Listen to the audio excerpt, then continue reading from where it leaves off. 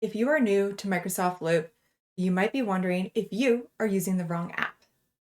And since Microsoft Loop was released to the public in 2023, some people are even wondering if Loop is going to be replacing OneNote, the note-taking app that we are all familiar with and has been around since 2003. Throughout all of university and my careers, I have used OneNote extensively, but Loop came out right when I started Office Skills with Amy.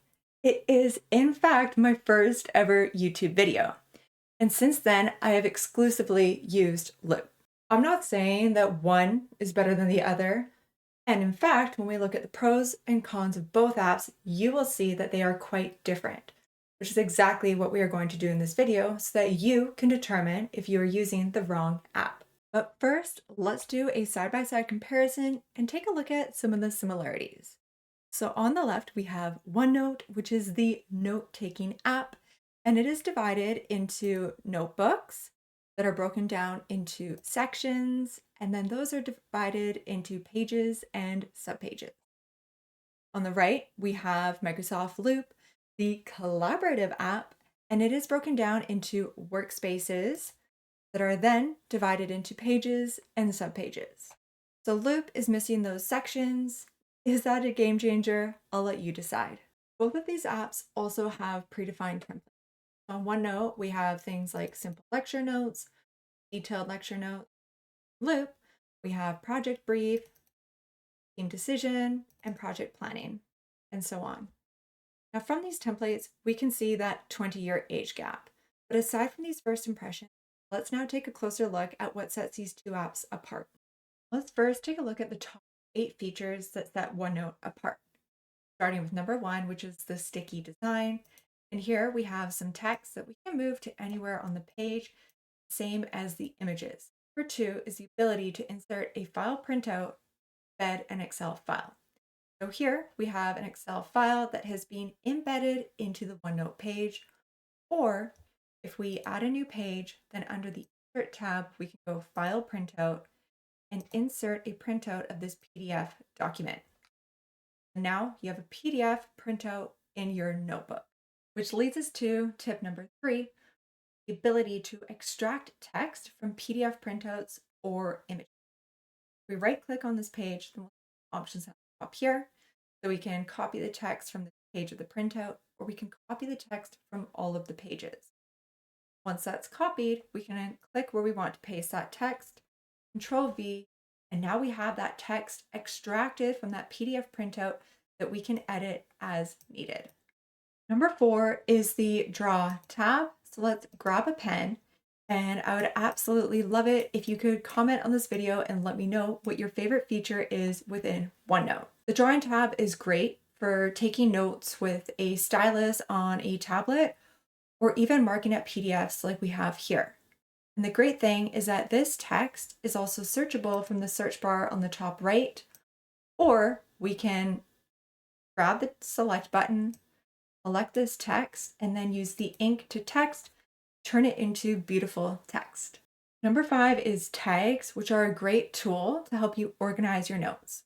So let's select a place that we want to add a tag, and then from the Home tab, we will go onto Tags. And from this dropdown, we have a ton of different options here, but let's mark this text as important, which leads us to tip number 6, which is Outlook tasks. So you can select your text, and then also under the tags area, we can go Outlook tasks, and now we can create a task for today, tomorrow, and so on, allowing you to create tasks within your notebook that will sync with Planner and To-Do. Number 7 are the recording features. So under the Insert tab, we have recording, where you can record a video or even record audio. This is a great way to record your meetings. Then you can transcribe those meetings into text right within your OneNote.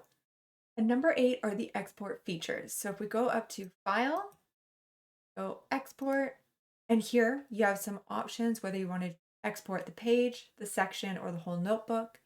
Then on the right, we have some formats. So some common ones would be a Word file or a PDF.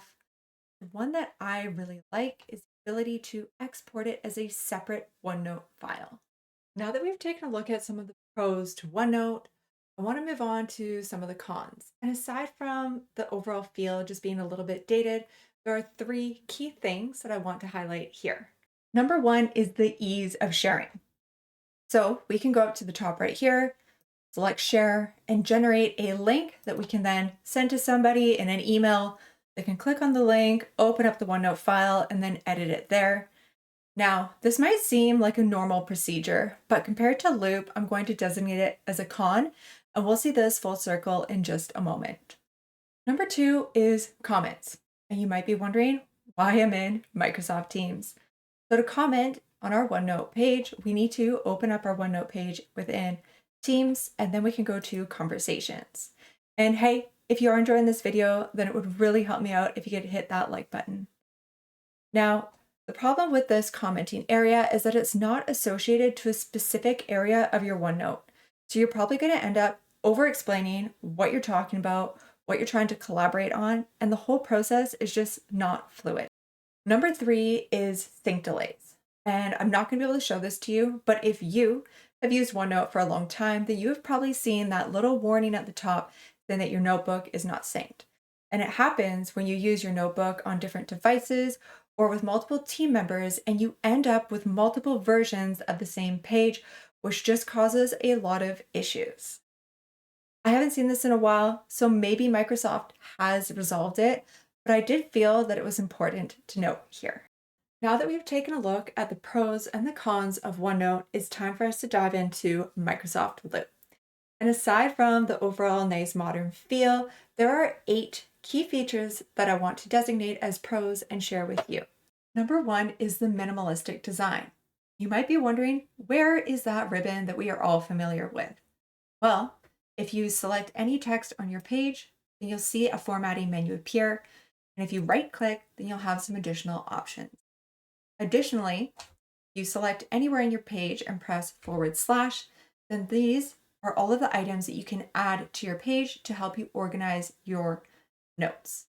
So we have things like a table, we have different lists, you can embed some code, we have different headers, and task list, voting table, project tracker. Honestly, the list goes on. Then if we scroll down this page, then you'll see some of those different tables and some of those different items that we can easily add to our page so that you can organize your notes. Which leads me to number two, which is how these tables are dynamic, meaning that if we hover over any of these headers, we can select the caret, and then we have some different options for sorting our contents. Or you can even use this filter at the top to narrow down your content. Beyond these sorting and filtering options for your tables, we also have the ability to switch from a table view to a board view so that you can visualize your data differently and easily drag and drop your contents into different categories. Moving on to tip number three, which is possibly the best feature of Microsoft Loop, is Loop components. So I need to collaborate with my team to nail down the goals of this project. What we can do is select the contents. Then from this little grid icon, we can go create loop component. And here we have that loop component created. So we can copy this component and then now share it in a different app. So here I have an email started with Mike, and I'm just going to paste that loop component and send him this email. And then here we have that email that I've just sent to Mike, as well as my loop page. And I can see that Mike is working on this document. And hey, if you are using Microsoft Loop within your organization, then let me know in the comments below, as I would really love to know. So we can see how Loop components allow us to share content and update real time while collaborating with our team. So now that we have seen the power of Loop components, tip number 4 is how we can add Loop components in other apps, including OneNote. From the drop down here, we can go ahead and add that bulleted list, and we can see that loop component being created.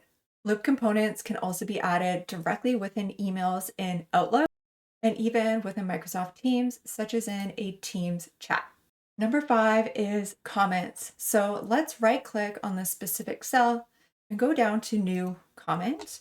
Then here, I'm going to type the @ symbol, and I'm going to tag Mike so that he'll be notified on my comment. and he'll be able to see that I've commented on this specific cell within our Loop page, streamlining your collaboration. Number 6 is recaps. And I'm doing this on mics because I have a Copilot license, so it looks a little bit different. But if we head up to this ellipses here and we go down to recap, then here we can update our team on the changes that we have made to the document, keeping all of your updates in one cohesive area so that everyone can stay in tune.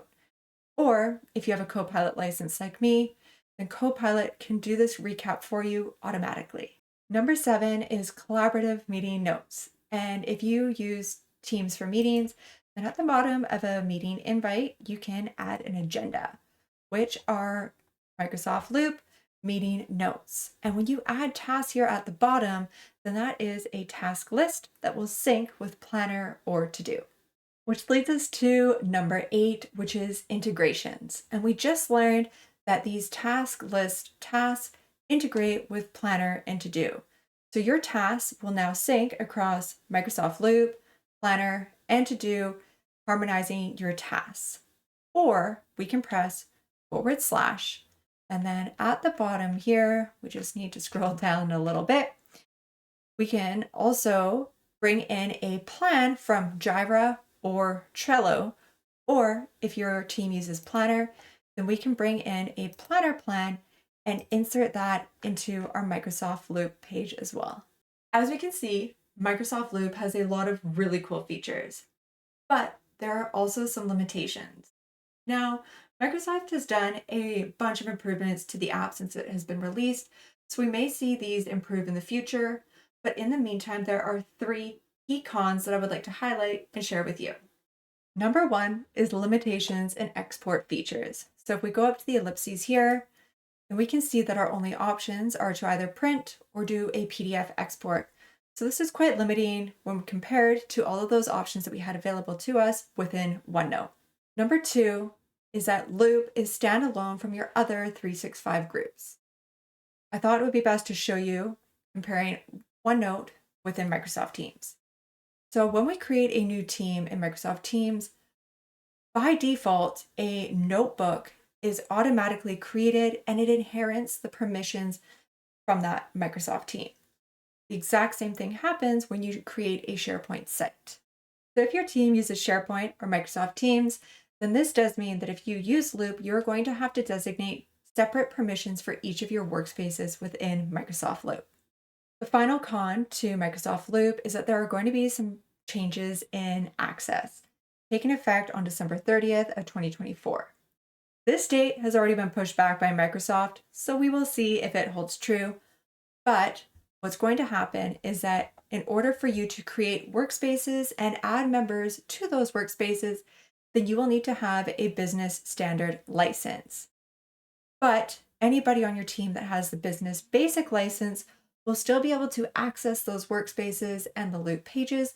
They just won't be able to add other members or create new workspaces on their own. Overall, Microsoft Loop and Microsoft OneNote are 2 different apps with different purposes. Microsoft Loop has been designed with collaboration in mind, whereas Microsoft OneNote is that note-taking app that we have all known and loved for over 20 years. This video only scratches the surface of the features of both of these apps, and if you would like to learn more about some of my favorite features, or even how Copilot functions in either of these apps, then I've included some links in the description of this video so that you can check out. Otherwise, you can check out this video here, recommended by YouTube.